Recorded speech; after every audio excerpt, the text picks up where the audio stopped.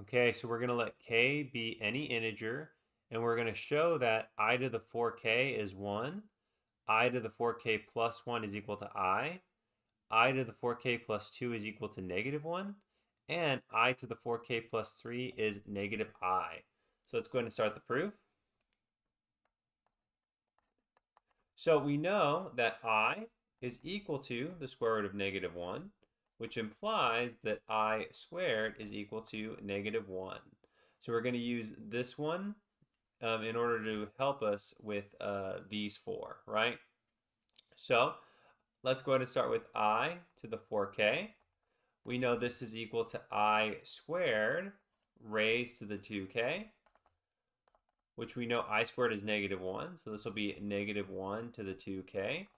And we can rewrite this as negative 1 raised to squared raised to the k. Negative 1 squared is 1, so this will be 1 to the k. And then 1 raised to any integer is just 1. So we've shown that I to the 4k is equal to 1. Now let's go ahead and look at I to the 4k plus 1. This is equal to I to the 4k times I. We've already proven that I to the 4k is 1, right? So this is just 1 times I. And 1 times I is just I. So we've shown I to the 4k plus 1 is just I. Now let's look at I to the 4k plus 2. This is the same thing as I to the 4k times I squared. We know I to the 4k is just 1. And we know I squared is negative 1. 1 times negative 1 is negative 1.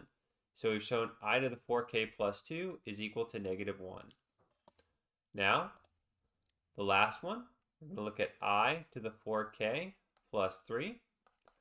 This is the same thing as I to the 4k times I squared times I, right? Because we know that I to the 4k plus 3 is I to the 4k times I squared plus I. We know I to the 4k is 1. We know I squared is negative 1, and we're left with I. So we have 1 times negative 1 times I is just negative I, which shows that I to the 4k plus 3 is equal to negative I. And that is the proof.